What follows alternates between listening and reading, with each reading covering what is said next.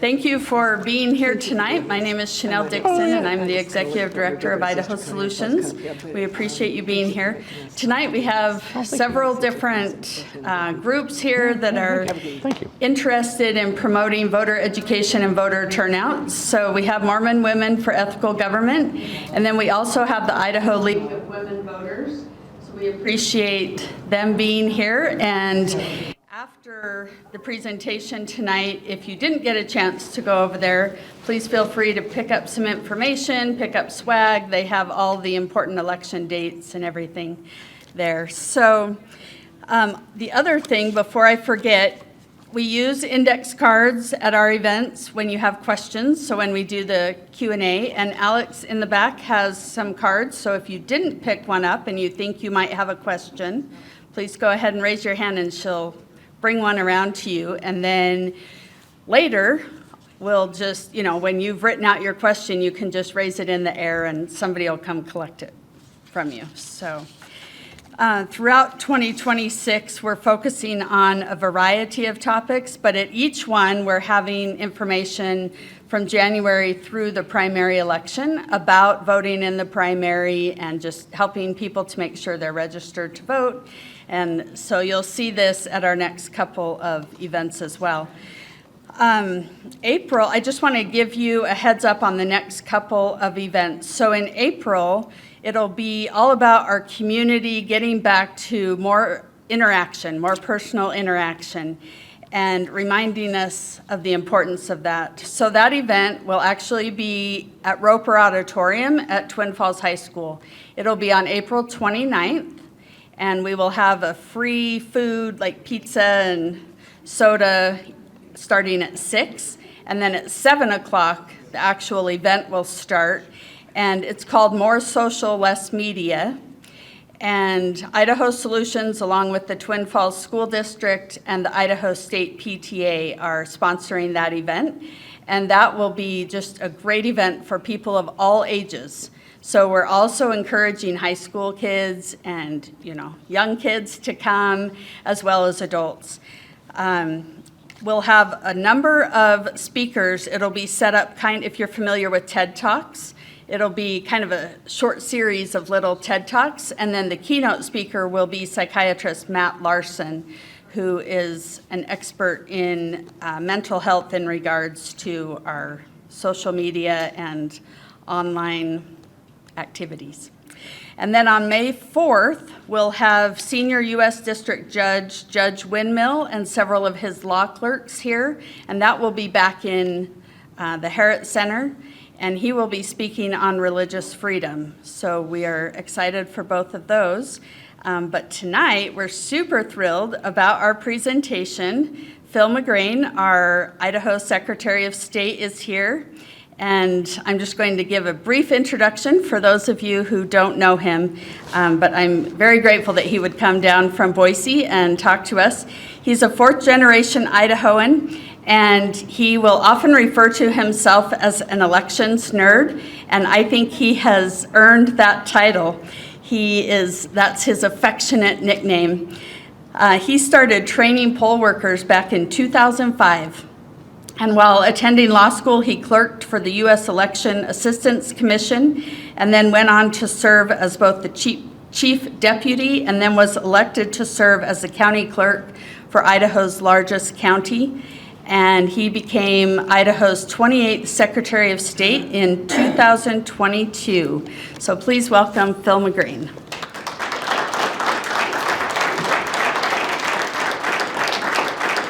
Thank you, Chanel. I'm gonna make sure I don't overdo mics. Can everybody, I've got a wireless mic on. Can you guys hear me okay? All right.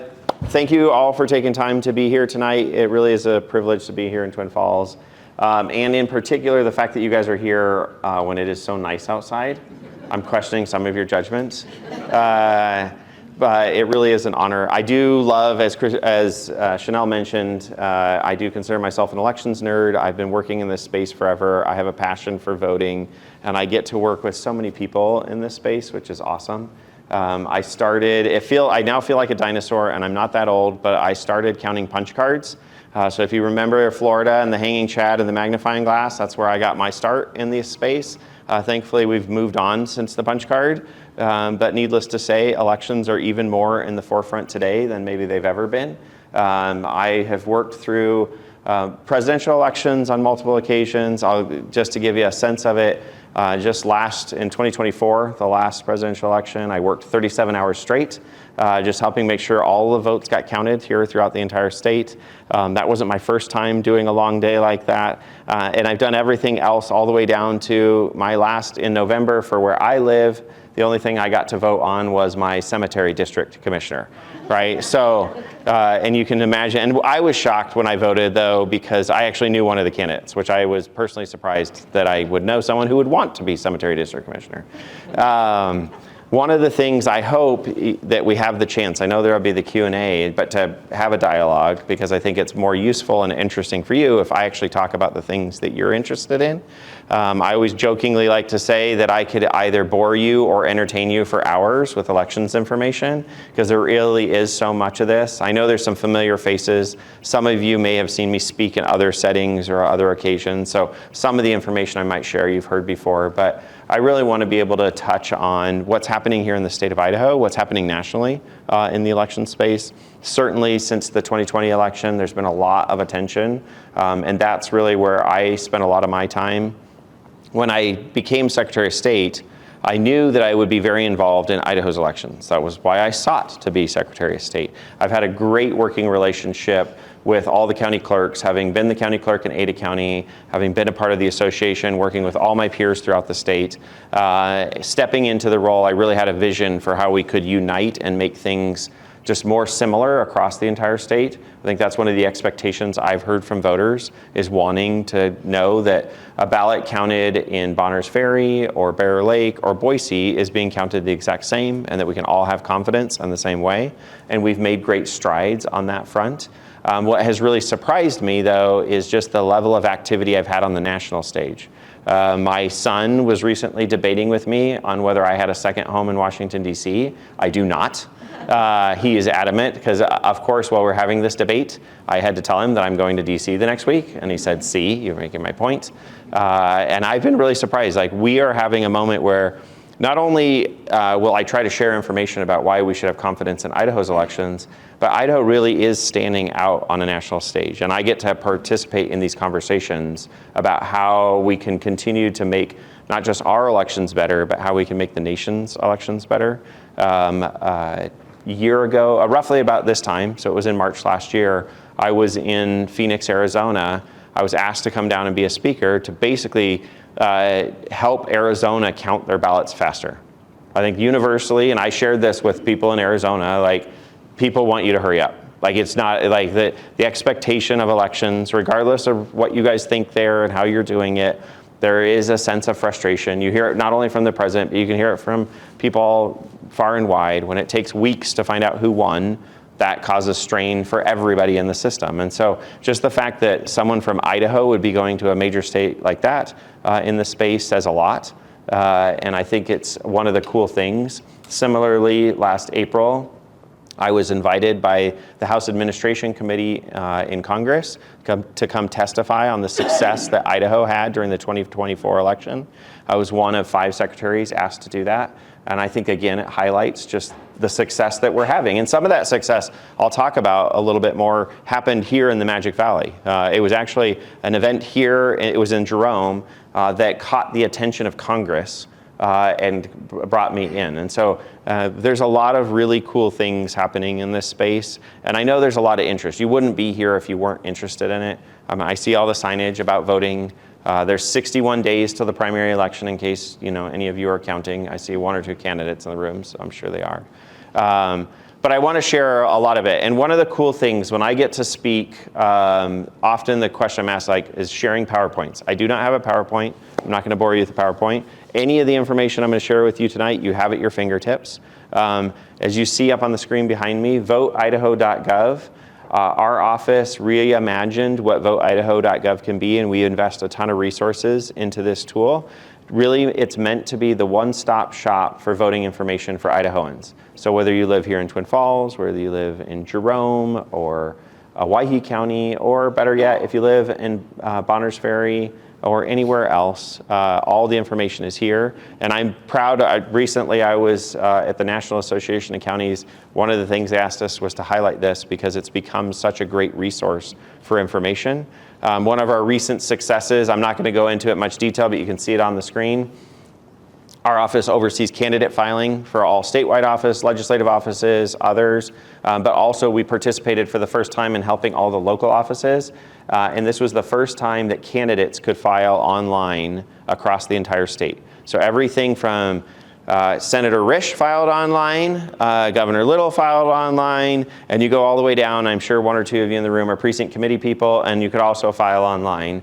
And that may not seem that significant, but in a state with the geography of Idaho, in places like Idaho County, it can be a couple-hour drive to get to your county elections office. And so being able to just hop on the internet, take care of business, is a huge upgrade. And it also allowed all the political nerds like myself to be monitoring the list of who filed and who's running against who and everything else in the process. And it's little things like that that really make the system better. That certainly helps the candidates. But the other really big thing, something I'm an advocate for, and I've had one heck of a week, I'll say that right now, is just information for voters, is we want this to be a resource where voters can register to vote, request an absentee ballot, find their polling location. One of the big successes from 2024 that we now have is sample ballots. Doesn't matter where you live in the state. You can now go on Vote Idaho, look up your voter information, and see the actual ballot you'll be voting on for the election. And that means it has exactly the races that you're going to be voting on, the candidates in the order, and it's an exact image of what you're going to see when you go to vote, so that if you need to do any research, you can actually know, everyone goes to the polls and they know they're voting for president. That's not that hard to figure out. There's enough information. But you don't necessarily know that you're going to vote on offices like the county assessor, right? Or the county coroner, or your local highway district. And it's important to be informed. And so one of the things I'm a big advocate for is just more information for voters. My number one budget priority every year in the legislative session is trying to get a voter guide.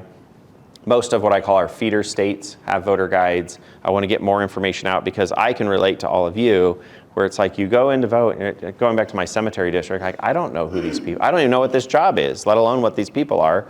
Who should I be picking? I think it's important not just to have people show up and vote, but for voters to have the information and resources to know what person best represents them. I don't care what their opinions are in terms of the part of having a republic is that we have a voice in the people that will represent us, whether that's in Boise, Washington, D.C., here at the county courthouse, anywhere. I think that's an important part of the process. So with all that, I'm going to do a little orientation. I'm going to give you some information about just Idaho elections and what we're doing in the state in terms of the procedural process. That's one of the things I was asked to talk about. And then I'm going to save some of the more entertaining and interesting stuff, and then I'll share some of the data. I'm a data junkie and nerd, and we have some cool information on Vote Idaho to share about what's happening. So one, I encourage you, as you get involved, if you know family and friends, use this as a resource for elections. Let's see if I can figure out where the mouse is.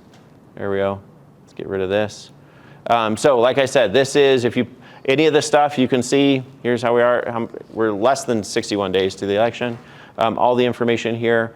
Total number of voters were just over 1.1 million, 1 million voters. We were at 1.1 just after the general election.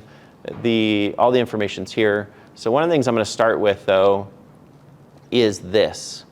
So our 12 principles. So one of the successes that we've had, there's been a lot of questions following the 2020 election about what is voting? Like, what do we do here in the Idaho? And I'm guessing some of you came with some of these questions, so hopefully I can answer them fairly easily.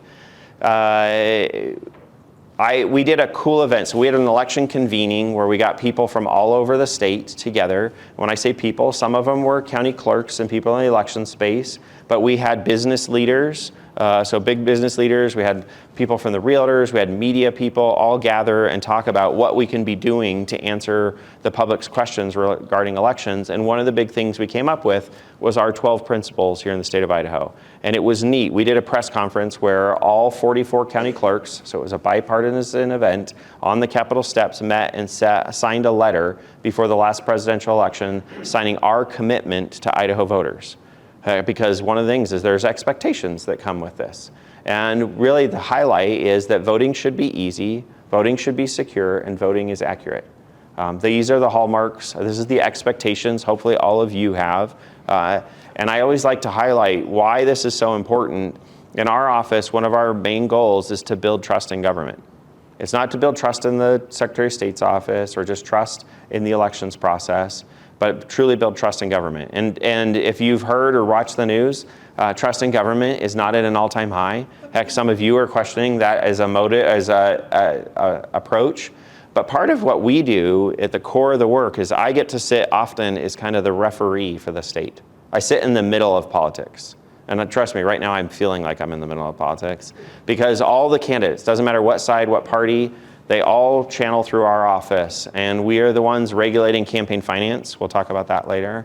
We're the ones overseeing the voting process. And when you go to the polls and you vote, that moment that you stick your ballot in the ballot box, you're putting a lot of faith in the system, right? Like you honestly don't know. At that point, you let go, and you have to trust the process, right? And number one, that your vote counts.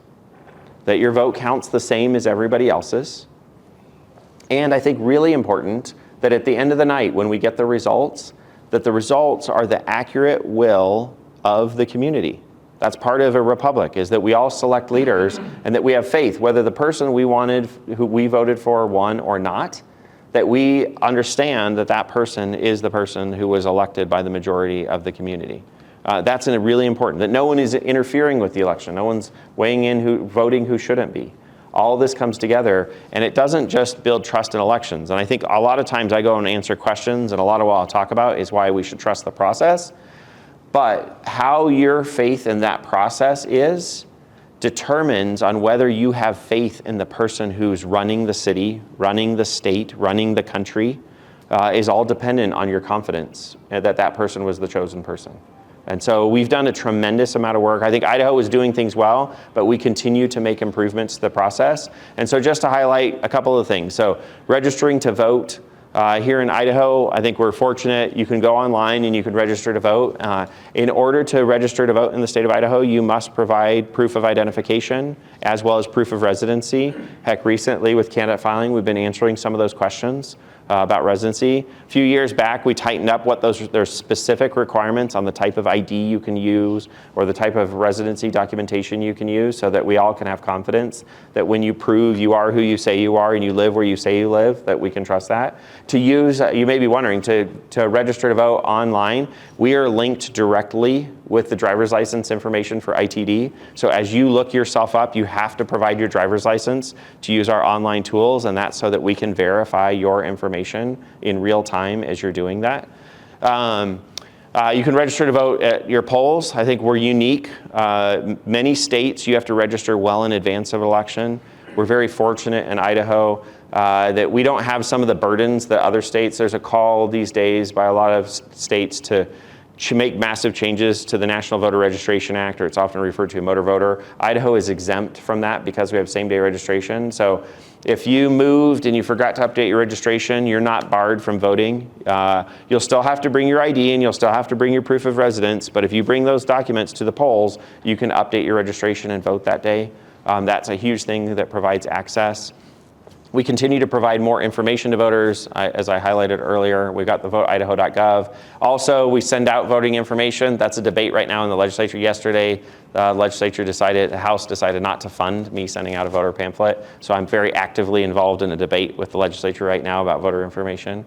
I can talk about that later to the extent you're interested. And then just in terms of voting, I think one of the things that makes Idaho unique. So our neighbors, for example, in Oregon, or if any of you came from Washington or Oregon or other states, they vote entirely by mail. The only way to vote is through the mail, right? In Idaho, we have a healthy balance. So in Idaho, most Idahoans choose to vote at the polls on election day, the very traditional way that we've always voted. The overwhelming majority, that's the preferred way to vote. But we also have available as absentee ballots, if you're not available on election day to go to the polls. Say you work for the fire department, you work in a hospital, you work overseas, you're serving on a mission, you're serving in the military, you have that opportunity to have your ballot mailed to you. Or the alternative to that too, you could be any of those things, is you can go early and vote in person. So you can go to the Twin Falls County Elections Office, you can show up the couple weeks before the election and vote in person. And I will say one of the interesting trends we're seeing both in Idaho and nationally is more and more people choosing to do that. They still want to vote in person, but it's just more convenient to show up based on when your schedule allows in advance. So in 2024, it was the first time that we saw more people vote in person early than request an absentee ballot. So that's an interesting trend that is shifting, is just you're kind of combining the tradition of voting with the convenience of being able to vote in advance. And we're fortunate to have all of those resources and tools and to maintain that balance. Now kind of skipping to the security side, because I think one of the big, if any of you are watching the news, if you're in this room, you probably are familiar with the SAVE Act or the Save America Act. There's a lot of debate going on. We're going to continue to watch that debate in the United States Senate. I will say every piece of information I'll answer this question in advance, is I do not believe it's going to get out of the Senate. Everything that Senator Thune is saying, the votes just aren't there, and where the members are, there's a broad support for it. The one thing I think is most interesting about it is there really is an opportunity for Congress here. If we could just, having been over there and watched the process personally, and when I went to testify, it's a broken system in Congress in terms of how they function together. But there is broad support for photo ID. We're very fortunate in Idaho to have photo ID requirements. And when you say that, so Pew recently shared some polling information, and it's overwhelmingly bipartisan support for photo ID requirements. We all have to show photo ID to get on an airplane. We all have to show photo ID to go buy beer. Why shouldn't we have to show photo ID to vote? I've really been pushing ever since the adoption of the Real ID Act. So that's the STAR cards. Probably most in your room have gotten a STAR card. You had to provide all that documentation to get that STAR on your card. We should be able to use those cards not only to do that, but to vote. And additionally, in Idaho, we're fortunate, and some of you, if you got your driver's license recently, you can see this, you can check, is we added on a citizenship designation to our ID cards. That's not the case in every state, but it's one of the things I've been advocating for nationally, is that there's an opportunity for Congress to make your driver's license not only there for driving, but also proof of citizenship, so that we can verify citizenship information really easily at the polls. Thankfully, we have those tools in Idaho. Hopefully, sometime we'll have it nationally. But right now, I'll say the way it looks like it's going in DC, despite President Trump's push, which he's pushing hard for it, I don't think that's going to change. But I do think it is stirring the conversation, not just in states like ours, not just in red states, but also in blue states. If you look at what's fascinating, so in the last 2 years, Wisconsin, so obviously a battleground state, they had a constitutional amendment, and it was like 63% passed that in order to introduce photo ID requirements in Wisconsin. And then most recently was in Nevada. So Nevada, a blue state, also adopted photo ID when it was put to the voting public. And so again, something we have here, you can see the IDs listed behind me that we have in the state. Another topic is voter roll maintenance. That's been a big national topic that we've been engaged on significantly. It's not just registering to vote, but making sure the people who are registered to vote, they're still alive. They still live there. They haven't committed any felonies recently, that they are citizens. All of these things are things that we actively work on all the time. I mentioned our connection with ITD when you register. We check every registration immediately with both ITD, the Social Security Administration. We've now have an integration, and one of the things we've been leading on, Gabe Osterhout on my team, he creates a lot of the cool data, but he also works with USCIS, so we're using the SAVE system out of the Department of Homeland Security to validate citizenship. One of the things we've done over the last 2 years is we've verified every single registered voter on the voter rolls through the SAVE system to make sure that we have only American citizens on our voter rolls. Governor Little issued the Only Citizens Can Vote Act back before the 2024 election, and it's one of the things an effort that we worked on to verify that information. And I think, I'll deviate here briefly, is it's an important part of that is not just trying to reassure you that it is, But from that, we have 11 cases that both Idaho State Police investigated and were referred to the U.S. Attorney's Office for prosecution of non-citizens having registered to vote in our state. I'm very happy to say none of those individuals voted in either the primary or the general election in 2024. But regardless, I think one of the things I like to share with people is you hear these narratives on the national stage about voter fraud and voting cases and other things. Either you hear that it's rampant or that it doesn't exist, and neither of those are true. It does exist, but it isn't rampant. Part of it is because there are people working behind the scenes to make sure that we are pursuing those, and we're prosecuting when we see somebody who's a felon who tries to vote, or somebody who's a non-citizen, or if somebody tries to vote more than once. And I can give you specific stories tied to that. But I think that's one of the big topics. I will say one of the biggest areas that we're still trying to work through is how do we get states to share data with each other. It's actually easier to share with the feds than it is to share between states. And the problem is in our red state, blue state world these days, that gets harder. What I've learned talking to all my peers, every state wants the data of their surrounding states and then wherever their snowbirds go, right? And so in Idaho, we need Arizona and California. If you go back east, they want Florida and Texas. We're trying to still work on how we can improve that. We do share information with states, but that's still an opportunity for growth. In Idaho, kind of shifting gears, and I'll talk about this, is every voter votes on a paper ballot. There's a paper record of every single vote cast. And that's really important because when we do, I'm shifting over to the other side, but when we do our post-election audits or we do recounts, the official vote is the vote that you cast. It's not what the machine read or something else in the process. The official vote is your record. And so we go through and we will hand count to verify all that information. So when we do audits, one of the things that we do, you see it on Accurate, is after every primary and general election, multiple teams from our office, we randomly select counties and we parachute in and we open the boxes and we go through them and we count to verify that the results that the county and the county officials reported are the actual results that we independently audited and found. I will say what's great is, and we provide a report on our website. We have reports of the findings. So if we find a discrepancy, we report that publicly. We allow the public to observe the audits as we're doing them. But again, we always go back to the official votes. And that is a really important process. Same thing in recounts. I've been in some very contentious, very close recounts where we get down to the finest of details. And one of the things I'm proud to say is that in each of those instances, the results stood. Right? That's one of the expectations that we should have in the process. And I can talk about some of the recounts here in a little bit. Most notably, though, I want to highlight, just to pivot, where this is so important. So some of you may have seen in the news last November, we had an election that didn't go the way it should.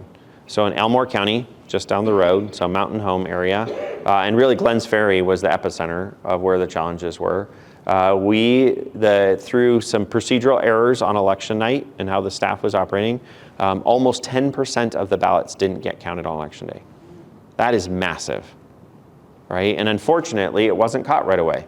It was still caught within the window right around the election, but that is a massive problem. I don't want that, for lack of better, when I was asked about it, my first reaction was WTF, like what is happening here?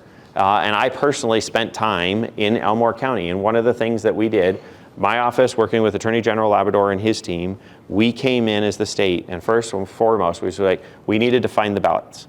And in my conversations with the Attorney General, one of the big things I was absolutely adamant about, was we were going to make sure that every single vote got counted. If someone showed up to the polls and voted, they deserve to have their vote counted. And as Secretary of State, that's one of my highest priorities. And so we went in and we did an entire hand recount of all of Elmore County's ballots. And then we followed that with an entire machine count of all of Elmore County's ballots to verify both that the process, because we needed to know what happened, but we also needed to make sure that we could actually account for all the people who showed up that day, that their vote got counted. And I'm happy to say at no point were ballots ever missing, nothing nefarious had happened. It was honestly the biggest risk in anything. It was just human error.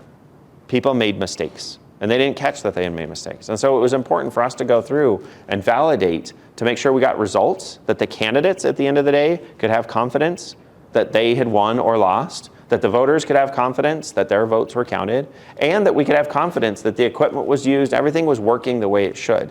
And I'm happy to report that we did. We took that, not only did we do the counts, but we also went to district court to have everything verified by a district court judge to make sure that everyone would be at peace with the outcome of the results. And I'm happy to say, you can talk to any of the candidates who were there, like fortunately it worked out. Shockingly, I will say, because it ended up being, I think it was 383 ballots that didn't get counted initially on election night. Somehow that didn't change any of the outcomes. I'm still a little flabbergasted by that. But I'm also really proud to say, this goes back to what I mentioned about going to Congress, is a few years back, so it's been a while I guess now, I helped draft a bill and pass a law. One of the things that we have in Idaho that doesn't exist throughout most of the country is we recognize that mistakes can happen. Right? A clerk can make a mistake, a poll worker can make a mistake, our office, it doesn't matter, that it's human beings are human beings. But we have a process when a mistake happens, either as the Secretary of State or as the county clerk. Christina's here, county clerk for Twin Falls County. Christina, we don't have to wait for someone to challenge the election. The process used to be in Idaho, and is out most of the country, is that a candidate or a voter or somebody has to challenge it. And you independently have to go to court and say, hey, and spend the money to hire a lawyer or do anything else. Instead now, what we can do is we can actually say, wait, there was a mistake made.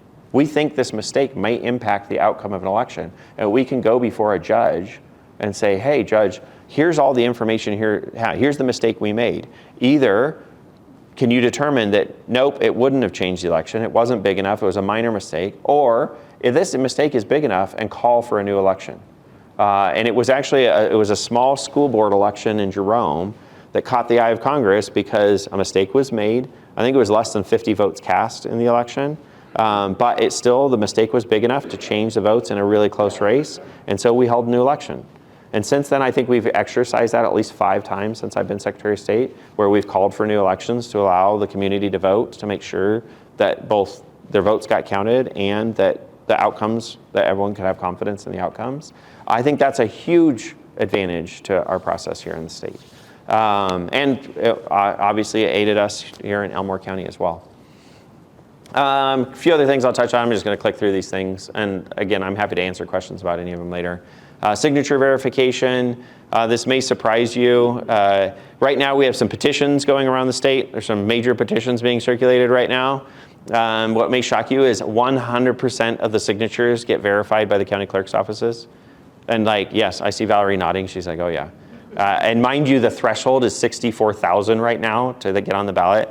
And usually about 40 to 60% of those signatures get rejected.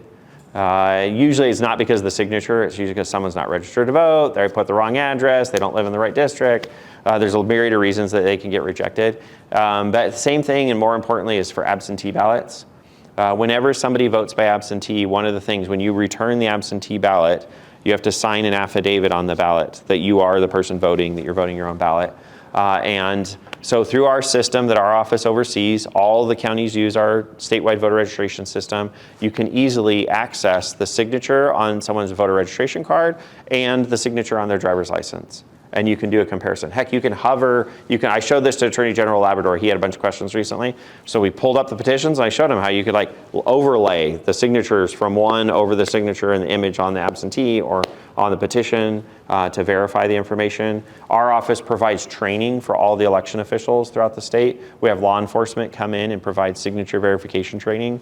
That gets into everything from slants and loops. And while all of you think your signature varies, it doesn't vary that much. I've personally reviewed a lot of signatures and I can tell you. And I will also say this is a funny thing if you think about it. Now we sign more and more things digitally, right? You have the little credit card swiper thing and you're like, oh, it doesn't look anything like my signature. That's probably true. But you know what's really funny is you all sign those credit card things almost identical. Your signature for those things is pretty consistent and uniform because you do the same gesture every time. But we do that for every one of them, and it makes a difference. So some of you may have heard this story, but it's worth sharing. 2020 election, I have so many stories from that election, and not because of anything from President Trump or President Biden. It's just because that was a big election year, and a lot happened. And in Boise, I was a county clerk. We had a very, very close election. So while there was all the national attention on the national election, locally we had an Ada County Highway District race that was determined by 2 votes. 2 votes, right? And I will say, when I start this, I don't know anyone who has driven in Boise who has not complained about ACHD. Period. Whether it's because they didn't remove the snow, because they didn't fill the potholes, because there's road construction everywhere. Everyone complains about ACHD. And this race was determined by 2 votes. And I will tell you, if you know anybody who's ever run for office, they can find 2 people who didn't vote that day. Like, it's, unfortunately, it's effortless. I still remember from the very first time I ran, my neighbors across the street who helped me stuff like envelopes and do things didn't show up and vote, right? It was painful, right? And so I can tell you, if you lose by 2 votes, it is painful, right? Because someone will tell you, well, I thought you were gonna win. You didn't need my vote. Your vote counts. Now, not only was it 2 votes apart, it was 2 votes out of 40,000 ballots cast. That's less than 0.005% difference. So it's crazy close. And I have so many stories around it. So needless to say, there was a recount. And it was so contentious that the Ada County Sheriff's Office, by the end of the recount, had to separate the parties into separate spaces because it had gotten, like, everyone was all in, attorneys, the whole 9 yards. I'm happy to report that the election stood, right? So the system worked. So I'm very happy because I was part of the system running it. But also in that, the reason I bring it up here is there were 3 absentee ballots that had been rejected. Now just think about that. 2 votes apart, 3 absentee ballots that were rejected. Everyone was interested in those 3 absentee ballots.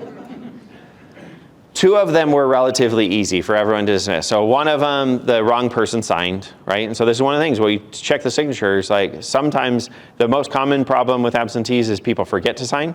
So if you don't sign it, you can't count it. Number 2 is the wrong person. Usually it's like your spouse. You have to sign your own. You can't sign your husband's, can't sign your wife's, or your roommates or whoever. Another one of them though was someone just drew an inappropriate picture. Like, why waste your vote? Like, right? But, you know, all Idahoans are allowed to vote, and sometimes it shows up that way. Even if their vote doesn't count because of their behavior. So you had those 2, and then one of them, I honestly say, when you got to see the envelope, I wish I wonder if I have a picture from way back when. I should try to dig it up. You wanted to count it. And the reason I say that is because the signature, it was the full first name, full middle name, full last name. It was this beautiful handwriting. I always do this, right? Anyone who knows, it was like, it looked like it was very feminine and old, slightly older, when the handwriting used to be taught in school, right? And you wanted, now first of all, who signs their full name that way? I don't know anybody who signs their name that way. So there's red flag number 1. But 2, when you compared it to the driver's license was a hot squiggly mess. Definitely did not match, right? Now the challenge is the voter was an 18-year-old male.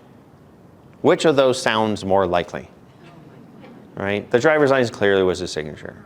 And it took us very little effort. So the tools that we have through the statewide voter registration system, you know, we can pull up all the people of the household and stuff, and it took no time at all to figure out the signature was mom's handwriting.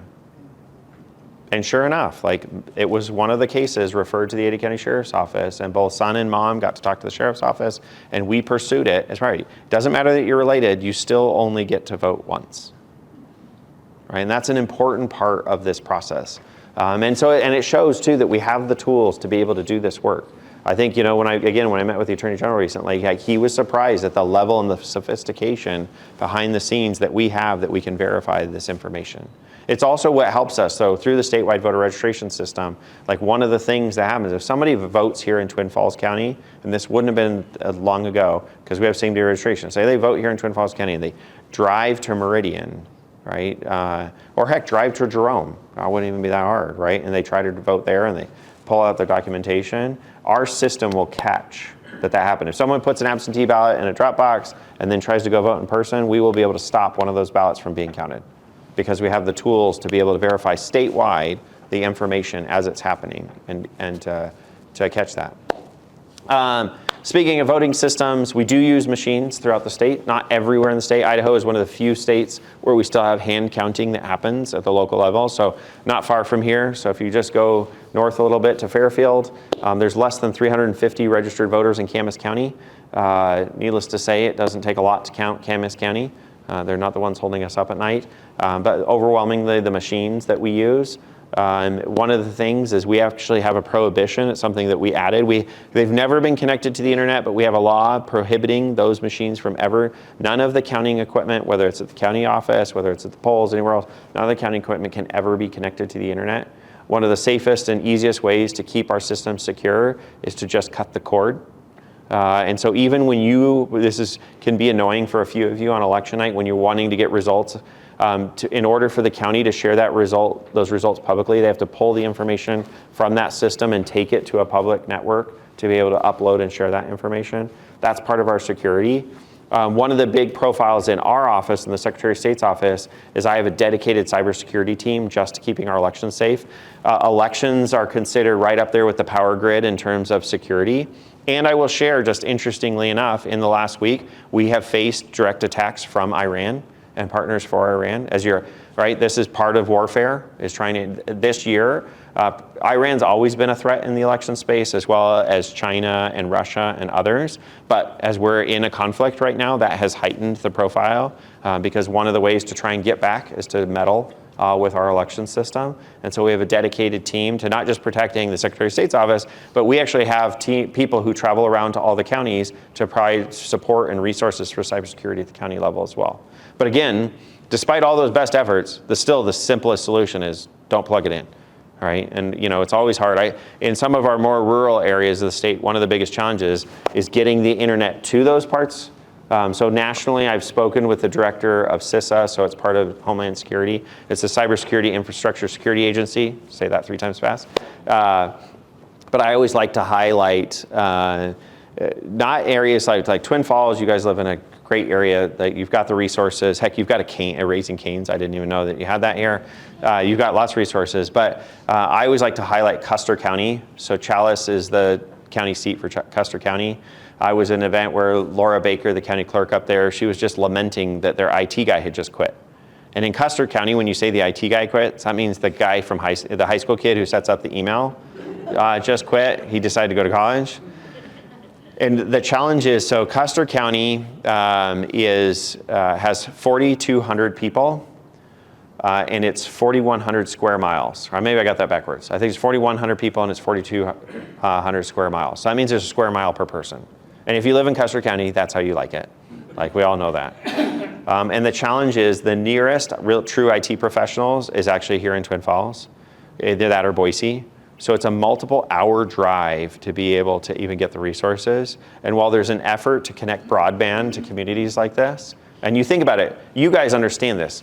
When I talk to people like in Maryland, they don't know what I'm talking about. But I say it's truly, the Sawtooth Mountains are some of the most rugged terrain in the country, right? So you're navigating all of this. Now the challenge is you get broadband there, not only do they get Netflix, but they also get China, Russia, Iran, and everybody else that comes with Netflix, right? And so one of the things is our role is to help make sure to provide the protection in that space and to be able to get information and support. Like, that is one of our big areas in the election space.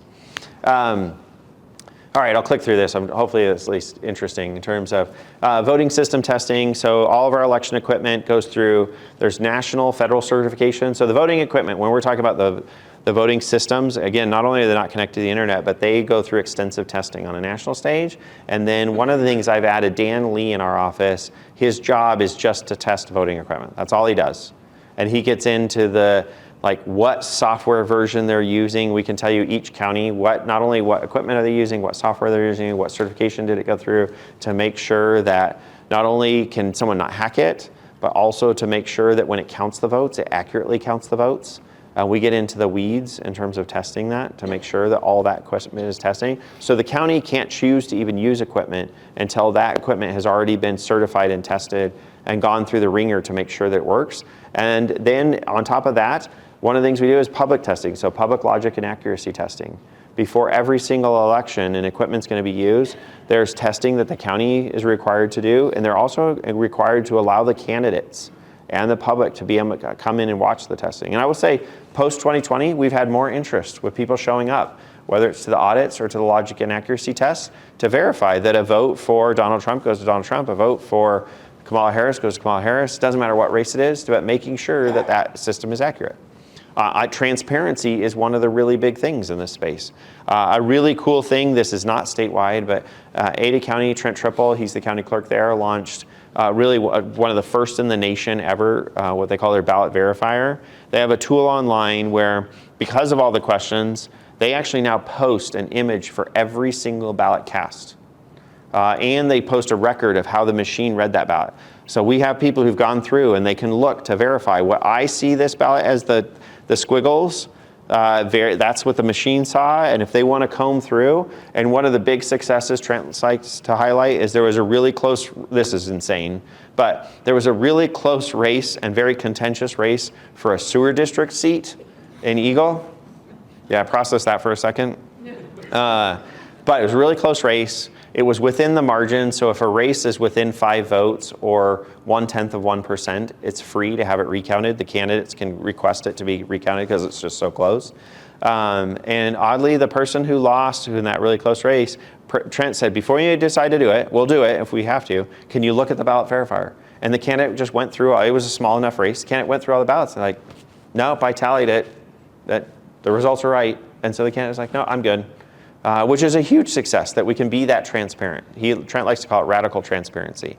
And we continue to do that. I mean, we've added cameras through so much of our process. So you can live stream if you really want to watch the election process. There's live stream feeds throughout most of the state. So I already mentioned public post-election audits. And the last thing is just hand counting of the audits. When we do the post-election audits, we will go through and do a hand count comparison to make sure the results stand. All of that to be said, like we put extensive effort. There's dedicated professionals all throughout the state, really making sure that you can have confidence that your vote will count. And we're continuing to make upgrades and improvements. Oddly, when we do the post-election audits, I will say that's been I wasn't sure about the post-election audits when we started. It's been a big national trend trying to do it. Like the idea I was sure of, like, let's double check the work, but how it worked. The area I've seen the most advanced improvements from those is not in the making sure a vote got counted the way it should have been counted. That part is part of it, but we validate it. But it's actually just the process and the procedures. So one of the really cool things is I have teams from our office that we go in and we do those audits. The findings that we often have aren't about counting the votes. They're about storing the ballots, about the documentation. It's just the procedural stuff. When you have fresh eyes come in who've seen all across the state. So usually a county knows what they know. They know what the person before them taught them, right? We get to go around and we get to see it all. And we get to say, oh, have you thought about doing this? What about doing it this way? Like, can you organize this a little more differently just so we can see that? And those procedural pieces of the audits are a huge part of the system that we continue to upgrade, because one of the challenges in a state like Idaho is you have, and this is always my challenge working with the clerks, I'll say, is you have Ada County that has over 300,000 registered voters and has a lot more resources, or often referred to as the great state of Ada, right? And they sometimes flaunt their resources.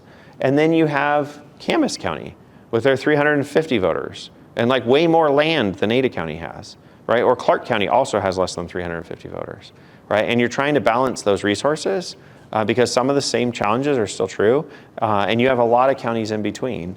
And just making sure that, again, votes are counted the same and everyone can have confidence. Doesn't matter where the election is, that we want to make sure, because all at the end of the day, when we're voting for governor, all of our votes come together in the same, so we want to make sure it all comes together that way.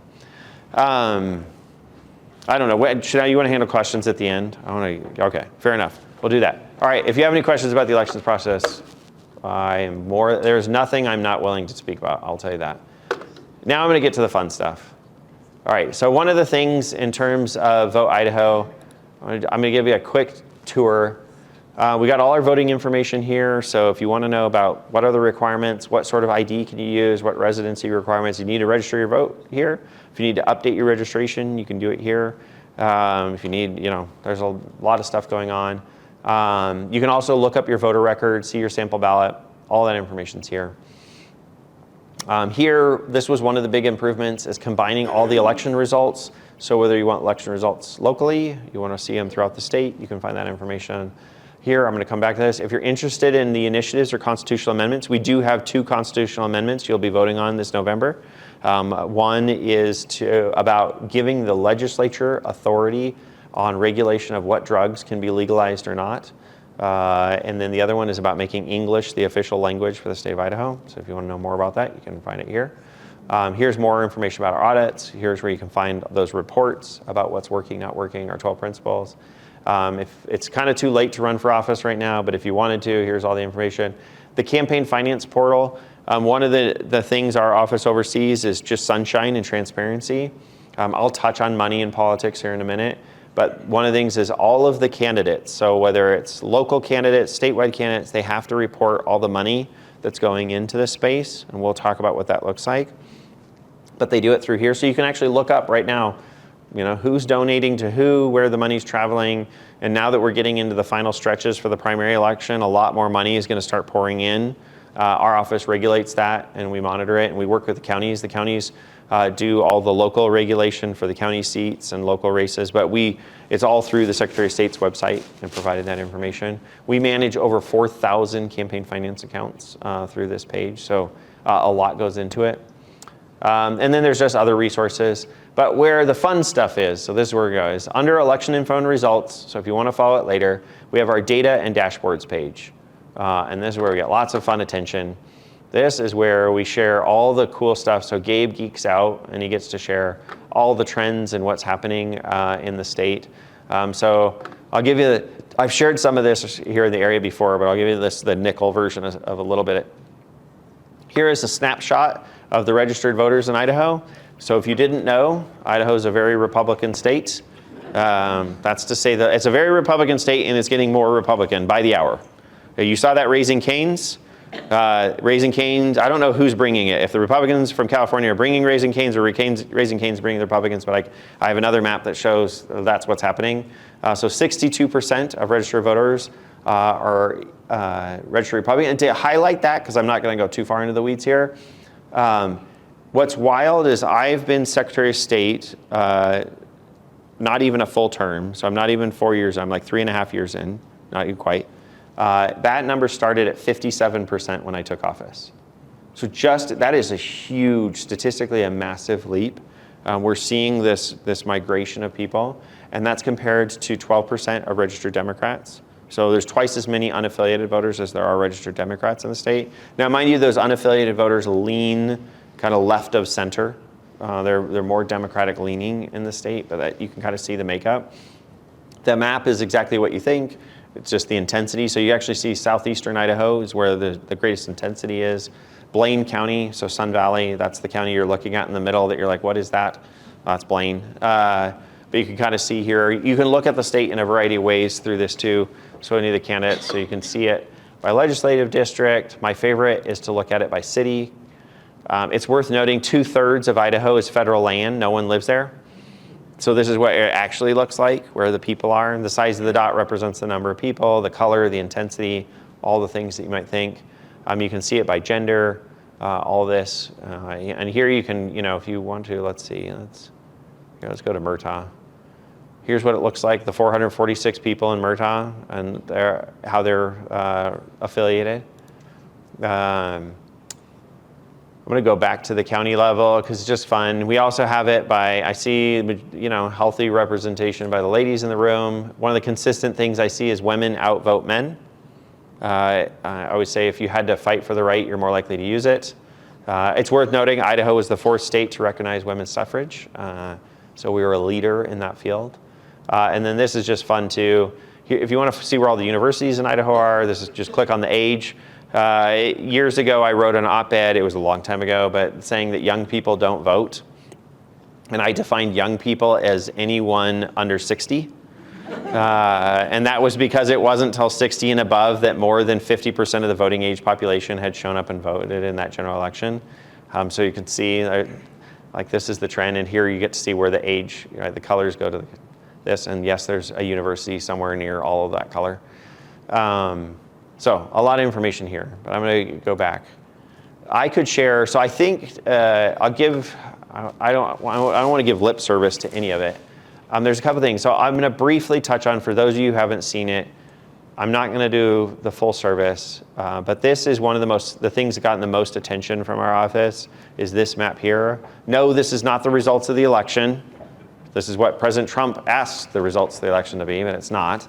So what this map is, this is one of the pieces of information our office collects when you register to vote is your last known address. And we have a really practical reason. Going back to the list maintenance, when someone, say, hypothetically moves here from California, we will notify the California Secretary of State, hey, Phil McGrane, we just added him to Idaho's voter rolls, please remove him from yours. That's the reason we have the information. But Gabe looked at it and said, what else can we look at it? And so what you're seeing here on this map is the people moving to Idaho. So anyone on our current voter rolls whose last known address is out of state is reflected on this map. And all 49 other states, it's a majority of Republicans moving to Idaho. And you're living it here. You're seeing home prices are going up, like the growth, the changes. If you feel it here, it's happening in other parts of the state much, much more intensely than it's happening here. And one of the interesting things with this is just what does that mean in terms of the demographics? And people already mentioned it's turning red, but you're seeing this convergence of population. And I will say that one of the best examples, so I'm not giving you the full meal deal, but overwhelmingly if we compare, so here I'll just go through the cows as Governor Little says. So here's Washington, 66% of the people from Washington are registering as Republicans. And if you see those numbers, so that 14,485, that's the number, that's a raw number of voters with a last known address from Washington State moving to Idaho. 68% of the people from Oregon, half of Oregon is trying to become part of Idaho right now. They want to keep their house and become an Idahoan.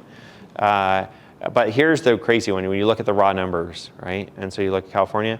And I think this is the one right now in terms of politics really worth highlighting because this trend is going to continue. If you've watched nationally, there's the discussion about redistricting, right, in states that are redistricting congressional districts. In November, California voted to redistrict. And so what that means is, say you lived in Kevin McCarthy's district your entire life and you grew up there, and now all of a sudden the state just decides, nope, we're going to redraw the map and we're going to give you a Democrat. That's the kind of moment where people just throw their hands in the air and they say, I'm leaving. I thought the state used to represent me. I mean, it used to be the home of Governor Ronald Reagan, right? It's just changed enough. Some of you probably either identify with that or know people who do.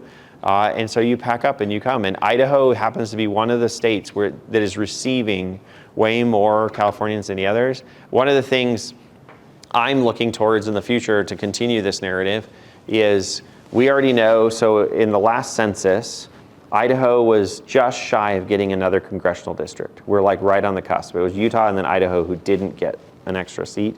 So we have 2 congressional seats. We are due for a 3rd congressional seat. It's a certainty that Idaho will get a 3rd congressional seat this next census. Everyone's gearing up for where are we going to draw the lines? What does this look like? I can talk about that too. But what's fascinating is I think I might be able to, by that point, to show, so not only is Idaho going to gain a seat, it's already known that California is going to lose a seat or more. New York and California are guaranteed to lose seats in the next census. And I think I will be able to actually show basically that a congressional district moved from California to Idaho. I think the raw numbers will be there to just say they just packed up, they got together, and they moved here. And that is a fascinating trend for our state that is one of the fastest growing states in the country. So on that data you have there, how many years of that includes, you go back, is that the last 10 years that people have moved to Idaho from that state? It's not a trend. What it is it's a current snapshot. So it's anybody who's registered right now whose last known address is, but it goes back at least 20 years. Okay. It goes back to 2004 is where the data, we had to cut it off. And so if you play around with this, there's a lot of cool, you can dig in, you can click on any of the states. Those dots on the map here I'm showing you, you can click on the dots. So if you want to see, I'll just do it for you guys' sake real quick. Where's Twin? So if I click on Twin, it will filter all of it. So here's the trend. So it's actually even more so here in the Twin Falls area. And again, I'm doing a little bit of a disservice to this because I could give a whole presentation just on this map. But one of the most fascinating examples, so when we did this, it got national attention. It still kind of does. just because I will say I now know, I thought this was happening everywhere. It is happening in Idaho more than it's happening in most places around the country. Oddly, like Wyoming, despite being very conservative, very Republican, is actually getting more moderate. Like they're more the population growing in Wyoming is unaffiliated. But what's fascinating is, so we did this, and then some of you have probably heard this, but in 2023, the LA Times, Los Angeles Times, did a feature story on the Eagle, Idaho mayor's race. Eagle, Idaho was then about 25,000 people. And the reason they did that is they had looked at California's pension program, CalPERS, and they looked at where people were receiving their pension paychecks. Most people get them in California. They retire where they work, right? That's pretty normal. But they looked at everywhere else. And the 83616 zip code, Eagle, is the largest recipient of California public money in the United States. Anywhere. And the mayor's race, so Mayor Pike, this is wild because so the mayor's race there was a runoff between two former Californians. The city council has all but one are former Californians. There are communities that are just dedicated, like cops, public works, firefighters from California. And it is just wild to see that level of intensity in the migration that has happened there. And the most really fascinating fact from all that is Eagle has not reelected a mayor since 1997. And if Mayor Pike was standing here with me, he would tell you that they will not again. Like, it is just the intensity, because part of it is people are leaving. Going back to my example with Kevin McCarthy and his district, people are leaving frustrated, right? They're just fed up. And one of the biggest challenges, and they arrive here, they're still frustrated, right? And they still see the news, and so one of the things you see that, and in smaller communities, you see the people get engaged. Like, if you ever listen to the Ranch podcast, I was on it this morning, so it's on my mind. But Matt Todd is a former Californian who started a podcast kind of as a translation, and just now he follows this story and this narrative of what's happening as people move in. And it's just a fascinating trend. And I will say it plays out in the State House, different priorities, right? If you're a farmer, you have different priorities than if you're someone who just moved from a different state, just depending on your background. All right, I'm going to touch on, I want to make sure there's time for questions. I want to touch on a couple of other things. I can tell you about lobbying data, which is really interesting, close races, which is also interesting. I think maybe of note right now, because we're headed into the primary season, is just here real quick. So I mentioned campaign finance. So these numbers are from the last election cycle. So this is just legislative races. So $17 million was spent in legislative races alone in Idaho. So this isn't any of the federal races. This isn't any of the statewide races, just legislature. So $17 million. What you're seeing up there is 7.6 of it was money that the candidates raised. So when a candidate hits you up and says, hey, will you donate to my campaign? That's what that money is. 6.7 of it is PACs, so political action committees, what they spent supporting candidates. And then 2.8 is what they spent opposing candidates. So those attack ads. A couple interesting things. Of that $2.8 million, the majority of that came from out-of-state organizations. Some of the biggest spenders in the state right now are out-of-state organizations. That's a trend that is increasing. So since we shared this data, the biggest spending group in the last cycle was an out-of-state organization. What's fascinating, because I sit right at the center, again, as the referee, you're on the field and you kind of get to see up close what's happening. There's now been new out-of-state organizations that have come into the state to compete with their other out-of-state. They're not even it's now Big PAC against Big PAC in Idaho, which is a fascinating thing to see what that means. And I will say the Magic Valley is one of those places that has been a big recipient of some of that money pouring in. And so it's fascinating to see, but it's also just a ton of money. One of the things I'm really advocating for, actually tomorrow morning I'll be in Senate State Affairs with a campaign finance reform bill. Speaker Moyle and I have been working the last 2 years on campaign finance reform. Here, let me see if I can make this a little bit. I guess, can you guys see that okay from your end? Okay, so you can probably see his bar is bigger than everybody else's. That's why he cares a lot about campaign finance reform. When someone spends almost $200,000 telling you what a bad person you are, you care, it's a ton of money. It's just fascinating to see. So one, I'm going to switch to the primary cycle because this is where it gets, we could filter. There's lots of interesting things here. So what's really big, these two, Speaker of the House, Pro Tem of the Senate, what was really noteworthy in the last cycle is Chuck Winder, the Pro Tem, lost his reelection bid. That was a major win for these organizations playing in this space. And that also, what that means, I will say unfortunately, but it means that more money will come, right? Because that just feeds. And there is a difference. Like $1 in Idaho means one thing to us and like any of us in the room giving money. But when you're these national organizations, like an Idaho dollar and how much you can spend with it compared to spending in Washington, D.C. or Florida or Texas or California is wildly different, right? So it has it's a small investment to them, but a huge impact. And I will say, this is happening. This is not happening from one political stripe or party. This is happening across the board. From where I sit, I get to talk to all these organizations, and there are far-right organizations, there are far-left organizations, and there are organizations in between in terms of the money. So you can see here, now I'm going to share with you one of the biggest stories why this stuff matters. I'm sure there's a variety of opinions in the room, but I'm going to show one race in particular. So most of these names are, I mean, heck, you see Senator Zeiderveld's up there. These are all people that either, if you look at this list, overwhelming, these are either leadership people, like head of JFAC, they're in prominent roles, or they're also people like Senator Lenny and Senator Zeiderveld who are very, have big public-facing personalities and names that people would know. The most interesting race, though, of the last cycle, and there's going to be a rematch this cycle, which is going to be interesting, is here. I always like to highlight this one. So Representative Durant was a one-term legislator. She represented CUNA, and really kind of a no-name legislator. And I don't mean that disparagingly, just not a name, not a household name that anybody would really know. And you see her race. What's fascinating, so she raised $38,000, and a typical legislative race would be between $30,000 and $40,000, like maybe 20, just on an average one that's not, there's exceptions to this, but that's pretty normal. So she raised what one would expect for a race like that.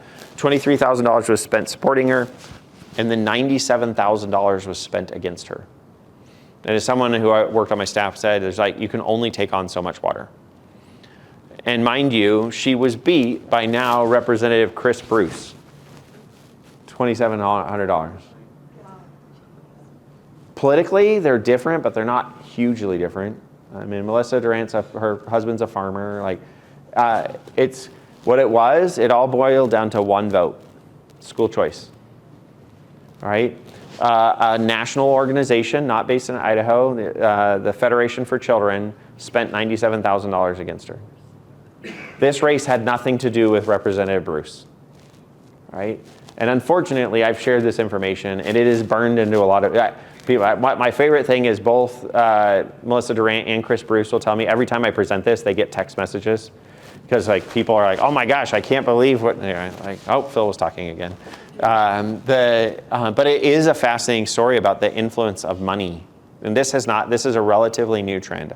One of the things, not only are we getting a lot of people moving to Idaho, we're seeing some of the tactics that were used in other states moving to Idaho, and in some instances are bringing their connections and their money too. So we are rising on the radar that we once weren't on, and we're just seeing way more money. And I will say across the board, I can say this in my own personal race, more money is pouring in than has ever been before. And that trend continues to grow. Right? Records each cycle just keep getting broken in terms of the amount of money. And probably there's lots of opinions. It's probably race to race on whether that's good or bad, but I think one of the hard things, and I will say down at the State House, across the board, there's just concern about that influence and what that means as a state, right? Like, what does that mean for us? Because at the end of the day, I think there's an overwhelming, it doesn't matter where you came from, the sense that we should all be selecting the people, like, and making the decisions, right? Not somebody in some other state.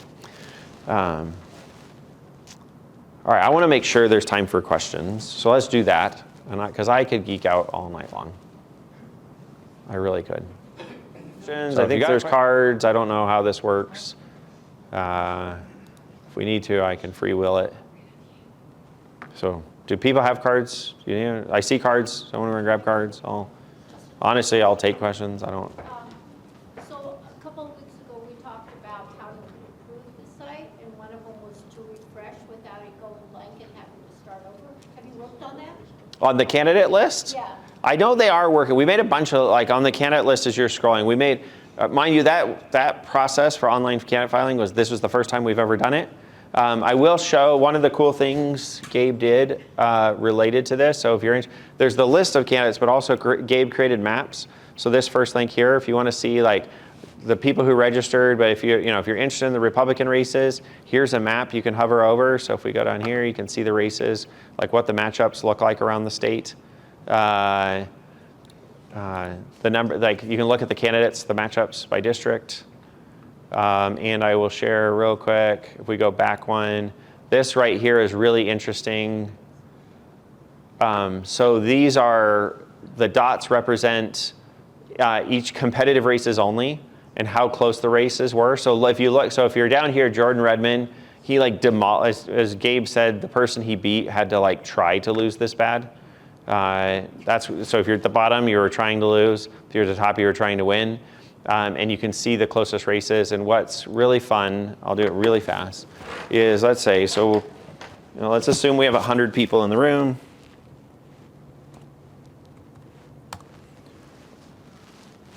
I'm going to refresh. Here are the races that were determined by 100 voters or less. Right, you can see, and this is where you get to see like your vote really counts. 6 votes in 2022. 4 votes in 2024. Like every cycle, we know there are races. We don't know where. I don't get to pick where they're going to be close. But I'm telling you, I don't even know yet. But in May, I'm going to be somewhere in the state counting ballots because something. So one of the biggest things when I talk to voters at large is just like your vote counts.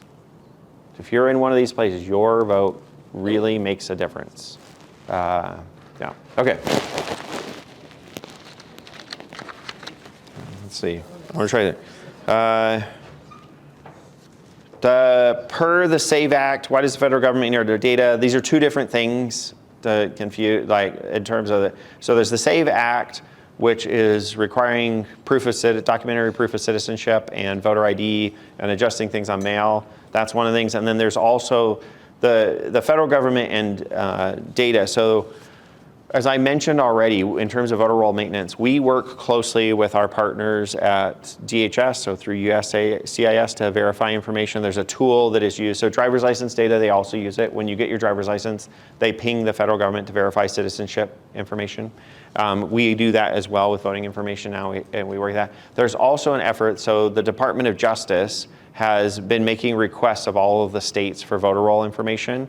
I will say we provided our public information. Any of you can request voter information from our office or from the county office. We provided that information, but they've also requested your date of birth, your social security number, your driver's license number, and based on Idaho law and just enforcing Idaho law, we've not provided it. It's illegal under Idaho law for me to share that information, and most notably, we are working closely, this is part of my response to Department of Justice, is we've been working closely with the partners we should be at the federal level.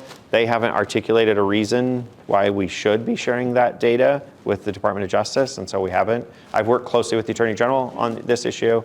So far, we are where we are. I don't have anything more to share on that front, but that kind of fits into that. And hopefully I did justice. I'm trying to be quick, but just kind of questions. But happy to chat. If someone has more specific questions, I'm happy to chat about more. That said, how many ballots, so security, how many ballots were actual ballots of any kind were illegal ballots in 2024? I am not aware of any illegal votes cast in 2024. I am in other races, in other elections, so not in the general. Again, we were concerned about, but one of the things we were able to verify through us, so we had a total of 11 the cases referred for prosecution of non-citizens, but those people did not vote in 2024. We can verify they didn't. And maybe so this year alone, so the last year, I think we are on voter fraud case number 18 in the state. We track all these cases as they're charged. And so we're monitoring it. The overwhelmingly most common form of voter fraud that we see, like someone voting who shouldn't be, is actually felons voting. So someone whose rights were removed and them trying to vote. But we are also, like I mentioned in terms of databases, we also share data with the Department of Corrections.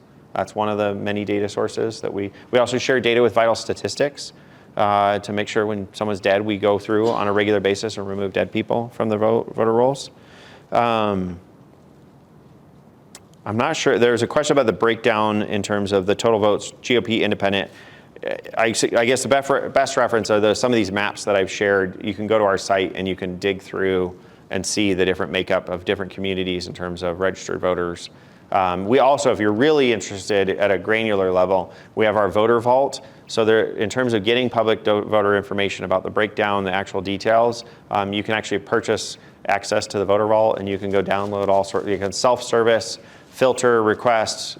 Most of you probably have no interest in that, but the candidates do. It's why you get mailers that say vote for me, is because the candidates go get the information to say vote for me from our database. And it is by law public information. Is there any way, this is probably a common question for everybody. Is there any way to stop outside money?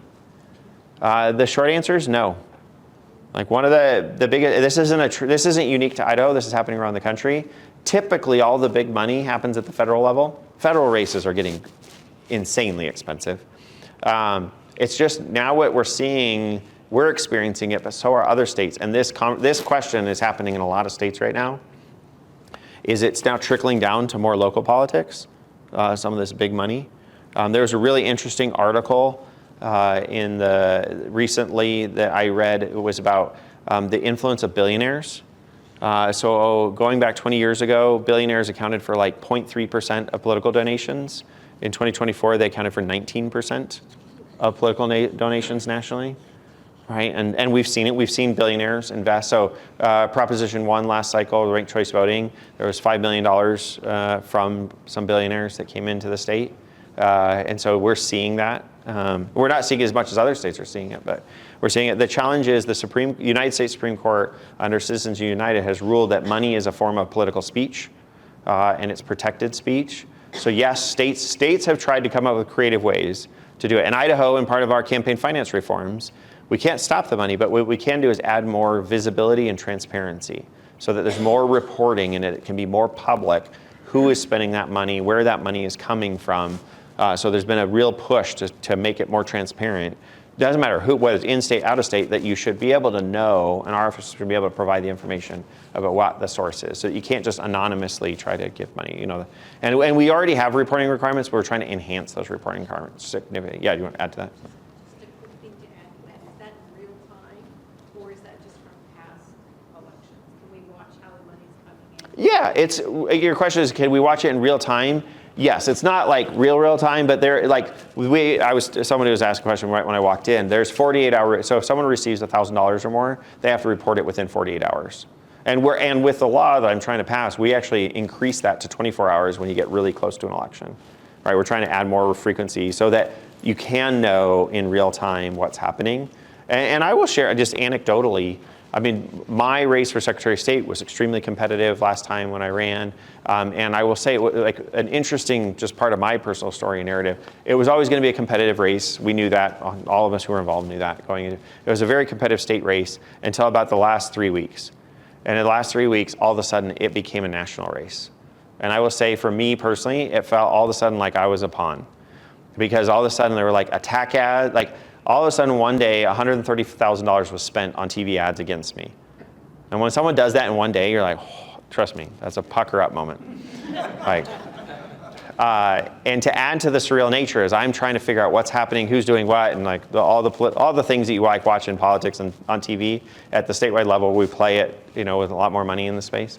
What was surreal too is like all of a sudden I got a call because there was a different national group that wanted to decide if they were going to intervene on my behalf. It was like heavy artillery, and you're just like, right? And most surreal for me was I was reading a political article about a little over a week after my election, and it was talking about a different Secretary of State race in a different state. And as they went through, they were talking about the millions of dollars they spent in that state. And then there was just a little line that said, oh, and we spent running on Phil McGrane's race in Idaho. And it was like, well, I don't even know who you are. I don't know what you did. I couldn't. And that is one of the things, or even as a candidate, I wasn't a part of it. It's just like, holy smokes, what's happening here, right? And that's, I mean, you look at that race, Melissa Drant, like, it's just out of the blue. And so that's one of the things where there's more money is coming in. It's an interesting part of the process. Sorry, field. You guys took the time to ask him. Okay, good question. A great question. So the question, I'm going to read it so that I get it right, but explain, why don't we hand count full elections? How long does it take? Human errors, Elmore County, so errors made in hand counting, machines, 100% accurate. Because this is a common enough question, I think it's great. If you ever get the opportunity, so whether it's like one of our audits or a recount, and you're interested in this, I encourage you to attend and to watch the process.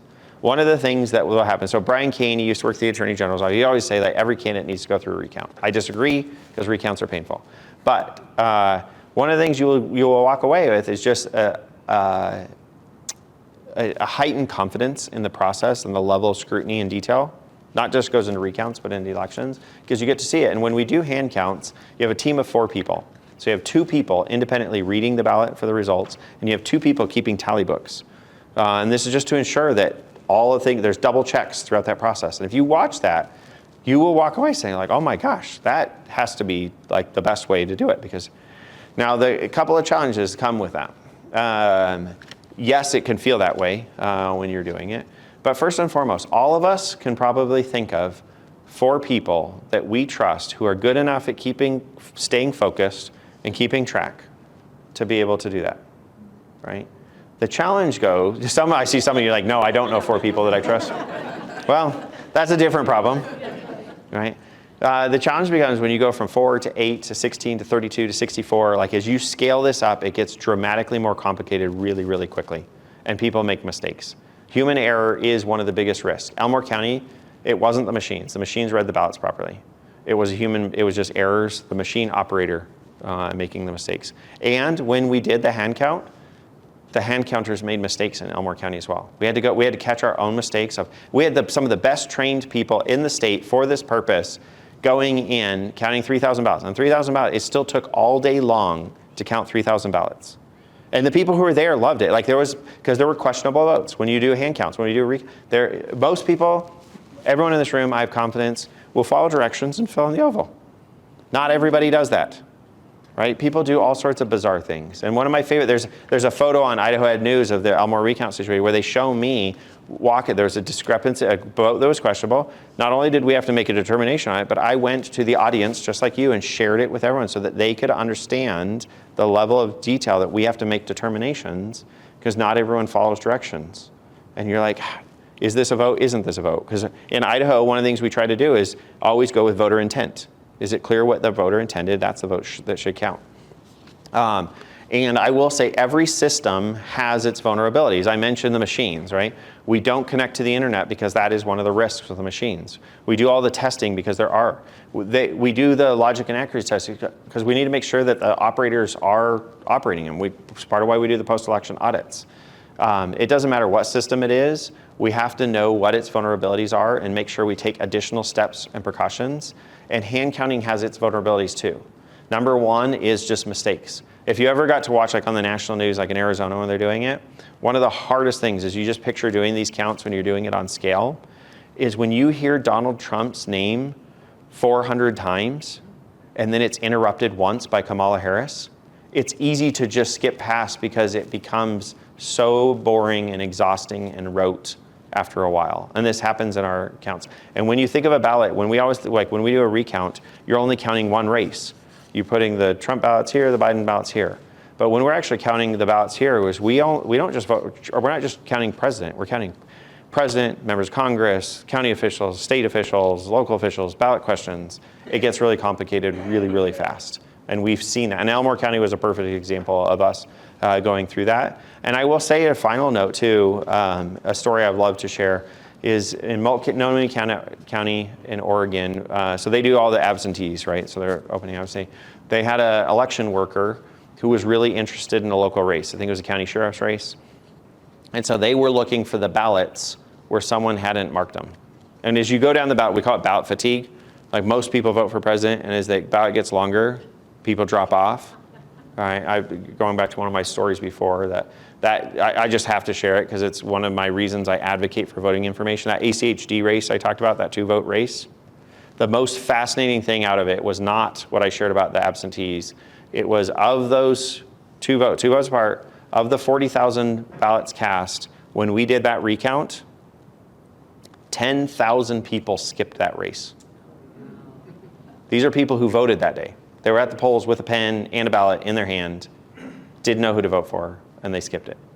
Well, give that race a good example. In Multnomah County, they had the workers doing this. This person, anytime they saw one that didn't have a mark in it, they had a pen up their sleeve. And they would just make a quick flick of the wrist, right? And thankfully, one of the other workers said, like, just recognized someone was acting weird, right? And sure enough, the poll worker was prosecuted for election fraud, right? Every system has its challenges. And so all of it, I think the biggest thing too, we have this tension. If you look at the national level, so there's a Supreme Court case, it's Secretary Watson, so Mississippi. I know Secretary Watson personally. So it's the Republican National Committee versus Watson, and it's talking about when results have to be in, when ballots have to be cast. It's a major thing. The president's very supportive of this, saying that election day should be election day. You shouldn't, going back to my Arizona thing, it shouldn't take weeks to get results. One of the things I've overwhelmingly heard is Americans want results. They want to know what the election results are. If you scale up and do a full hand count, it will take months and months. No matter, even when they recounted Maricopa County, Arizona, it took months to do the hand count for one race. And so again, you have all these different things. And so part of it is we invested a lot of resources in the machine and scrutinize them. And we don't just do it once, we keep doing it to be able to have confidence in it. And we should always, I think skepticism is healthy in this space. So we should remain that, but we still just, on the scale that we're voting in this country, there is no practical way that we will see. You know, I was asked this recently in the legislature about President Trump shifting to a hand count. I can say, so now this will be my moment because we're getting towards the end of bragging. My week has been insane for a host of reasons, a lot of it politics at State House, but I also celebrated St. Patrick's Day at the White House. With the Prime Minister and the President, and I can tell you just drinking Guinness in the White House is an experience all on its own. I get to work closely with the folks in the White House. I can assure you right now there is no indication that President Trump is going to change. He has a lot of opinions about mail-in ballots. He shared them on St. Patrick's Day with all of us. There's a lot of things, but that is not one of the things that there's any indication we will see from the President. There's a lot of other things, like the SAVE Act. He is all in on the SAVE Act right now. And so I can tell you, one of the fortunate things I didn't expect is like just the conversations that I'm having and the time I'm spending in DC with people having these conversations. And I will say it's an honor and a privilege too to be in the room. Like I've been last year invited multiple times to go to the White House to discuss election policy with White House officials. That is not where Idaho has always been. All right, and so we're fortunate to both have a system that aligns with the administration's views of the world, but also to be able to have a seat at the table. All right, I know we're getting close on time.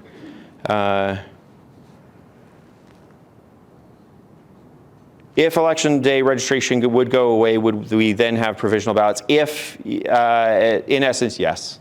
We would have provisional ballots of election day registration. It would be currently under the National Voter Registration Act, you're required to provide provisional ballots for those of you who aren't familiar with that is, in some states where you don't have election day registration, if someone comes and they're not eligible, it is including in some cases in states if they're not a citizen or they don't live in the district, they can still ask for a ballot and vote it, and it's a provisional ballot. That ballot gets separated from all the other ballots, and then they review those ballots after. So some states, why it takes a while for us to find results, is they're reviewing all of the provisional ballots after the fact to determine whether that ballot should count or not. In Idaho, we don't do that. We don't have provisional ballots. You have to be eligible and be ready to vote and so we just verify. And if you're eligible, you get to vote. If you're not, we say, sorry, you don't get to vote that day. Do we have any, this is a good question, timely question. Do we have any data on how many Dems and unaffiliated switched to Republican because the Republican closed primary? So headed into the primary election, the political parties get to decide whether their primary is open or closed. As of right now, all of the primaries are closed. So the Republican primary, the Libertarian primary, there isn't going to be a constitutional party primary. Sorry to disappoint you. And then the Democratic primary is open. So Republicans, constitutionalists, Libertarians are allowed to vote in the Democratic primary. If they do so, I want to note they're not allowed to vote in the other. Like you get to pick one, you only get to vote once.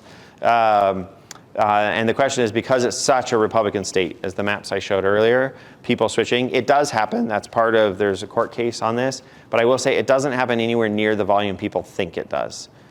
We can actually, because we track all this, and heck, I was talking to Chairwoman Moon just recently about it, like we can show that in the numbers, there is some switching. But I will say the level of thought and interest it takes to do that, unfortunately, we can't get the average person to show up and vote in the primary, let alone be like thoughtful enough. And so like one of the things that's really fascinating when you see that map I shared is I shared lots of maps, I should clarify. The red United States map of all the people moving to Idaho, again, that's their last known address is out of state. Those are all people who chose that party as a matter of first impression. This is not, they don't know about it. If they had moved here and then relocated or changed something, their last known address would be here, right? So I always say if someone moves to Boise from California and they realize like Boise's not for them, they want to be in Eagle, their last known address will be Boise, right, when they move to Eagle. And so they don't know all that. So we do see some of it. It does happen. I get posts from people on the internet, but the numbers, it may be in some cases up to 1%, but it's not that significant. We've seen groups try to push it, but because we can track it, and so can the political parties. Like we have access to this data, people watching it. And as you're seeing from the data I show, we do continue to trend more and more Republican. That's not because of the closed primary. Where we see that is in general elections. Still, primary elections, unfortunately, don't have the turnout. Most races in the state of Idaho will be determined in May.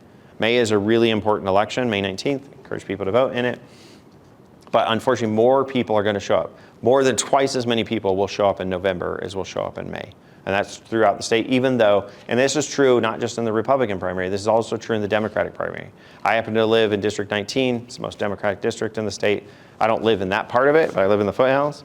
And unfortunately, even in the Democratic primary, that is where the races are. There's a handful of competitive seats in the state. North of here, so up Blaine County and Jerome is a very competitive area. Right in the heart of Boise is a competitive area. Moscow is a competitive area, and Pocatello. Beyond that, there are very few competitive seats in the state when it comes to the general election. And primary bills, please comment. Actually, one of the bills up tomorrow morning is a presidential primary. We did not have a presidential primary in the state of Idaho in 2024. There's a lot of conversation about restoring the presidential primary. I hear from people overwhelmingly that we need to bring back the primary. The big debate is how and when. And so there's two bills in the legislature right now. One is to restore the presidential primary in March. It actually has it as the first Tuesday in March. And then there's another one that will be, it's the second version of it up tomorrow morning, that is to put it in May. But it's actually to move the state primary as well, to move it up to the first Tuesday in May. Right now, the primary is the third Tuesday in May. This would move it up. Part of it, I've been working with the sponsor on the one for May. It would make our elections, our November and May elections, exactly 6 months apart. So we just have 2 elections a year. One of the things I will say I hear a lot, not about the primaries, but is people just don't want to have to show up all the time. Like there's too many elections. They would just like to show up and vote. And so this would consolidate elections further. The big debate over it, and I will say when the presidential primary happens, is the push to do the original March primaries to have Idaho have more influence in the presidential nominees, right? The state, Iowa and New Hampshire have disproportionate influence, South Carolina, in states like Idaho. The problem with that is the national committees, both the Democratic National Committee and the Republican National Committee, have created rules to prevent states from moving up earlier. So Chairwoman Moon, and I'll give her all the credit, has fought to try and move it to February, but they have said they will cut the delegates from Idaho in half if we move into February. And so they've stunted everyone's ability to have an influence. And I will actually say the last caucus we had was a good example. None of the nominees showed up to Idaho, even though we had it in the beginning of March. That the offset of that, like I think everyone would like to have a say in the presidential election. I too would like to have a say in the presidential election. The other challenge though is when you remove, the president gets more people out to vote than any other thing on the ballot, period. People want to vote for president. When you put the president on a different ballot than all the other races, turnout drops for all of the other races. The state races are hurt by removing president. And so part of it, the idea is why the debate between the two is putting president on the ballot to increase turnout in our local and our state primaries versus trying to have a bigger influence and say. That really is at its core where the debate is. I will make the case, it's interesting, Idaho's played its biggest role on the presidential stage actually late in the process. In 2008, the Democratic primary here in the state had a big influence because it was in June. No one's discussing that. Let me start with that. But it was because President Obama, it was a dogfight between Obama and Hillary Clinton at that time. So it mattered in the end. Like it's either you matter on the front end or the very end. And we don't get to decide how that works. But hopefully at some point, I don't know that the legislature is going to resolve it this year based on the temperament of the building when I left it today. But hopefully by next year, they will get some solution figured out. I think I hit that.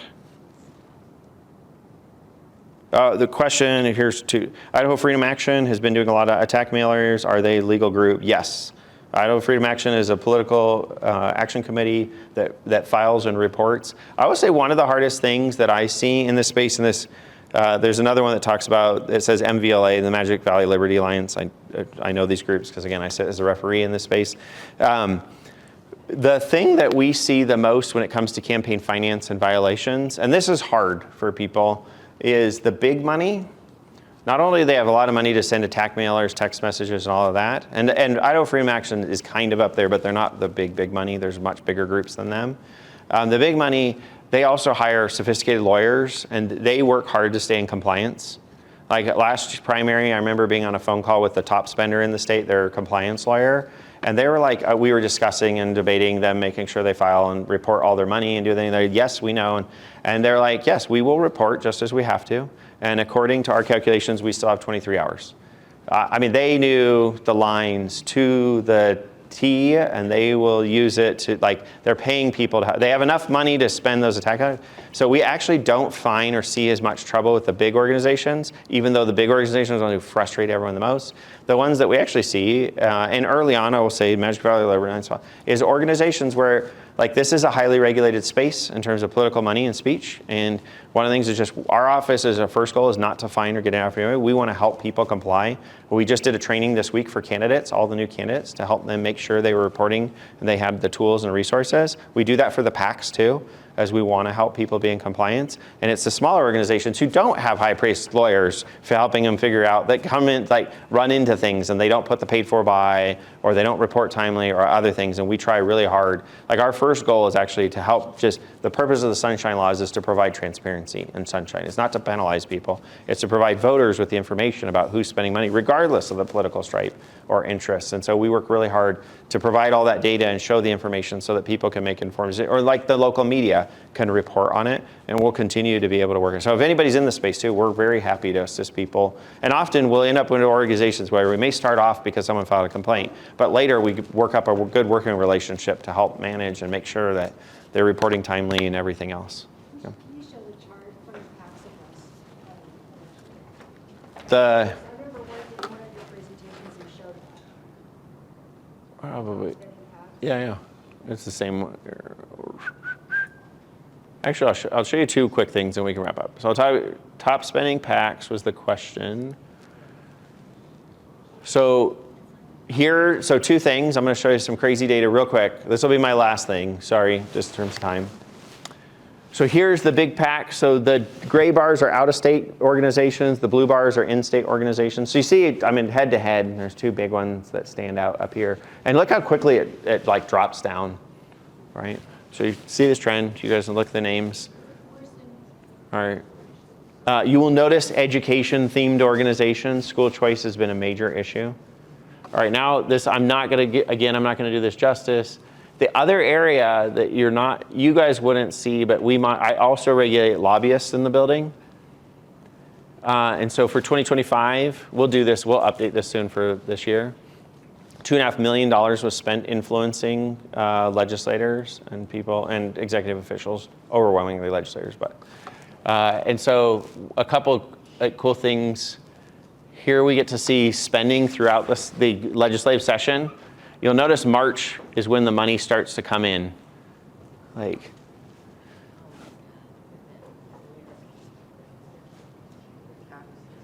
Now, you guys live in an area you might actually, if you've seen the billboard near Jerome, that I'm going to get it wrong. It says it, but it's like make glyphosate great again, right? That's the the Modern Ag Alliance. They're doing this campaign all across the country. Anyways, $600,000. So again, the gray is the out-of-state organizations, the blue is the in-state organizations. One of the craziest things, so typically, this room probably wouldn't know, but if I was at the Capitol and I asked who are the biggest spending lobbyists, people would probably say like the Idaho Association of Commerce and Industry, IACI, they're the big business group. IACI's not even on this chart, right? The biggest spending lobbyists are names that most people, including the lobbyists in the State House, don't know. That's because we're seeing, again, more out-of-state organizations coming in, and they're changing their tactics. And so one, it's just more money coming to the state. Two, and I'll show, because a few of you are more familiar with the legislature. I'm skipping fast. Here's all our lobbyists. You can see I have fun presenting this information, to say the least. Here's where it's coming from. I'm not doing this justice. I think this is the most fascinating thing, and some of you guys are receiving, you don't even know that, you could just be an average voter. This is where they have to report how they spent their money. So when you think the term lobbyists, and if you go to the State House, you will see people sitting in the lobby, like while they're in session, they're just sitting out there. That is the traditional idea of a lobbyist. They're in there, and they go buy lunch for people, and they take them out to dinner. And you'll notice the top category is lunch and dinner.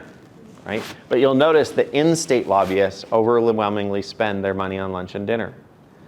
The out-of-state lobbyists are spending it on advertising and social media.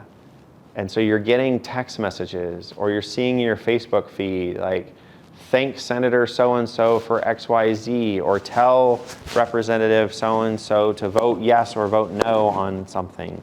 And so there's a shift. So the in-state lobbyists are spending their money on big events. So these are receptions and stuff, and lunches and dinner. And out-of-state moneyers are doing, we just passed new laws last year regulating what we call indirect lobbying.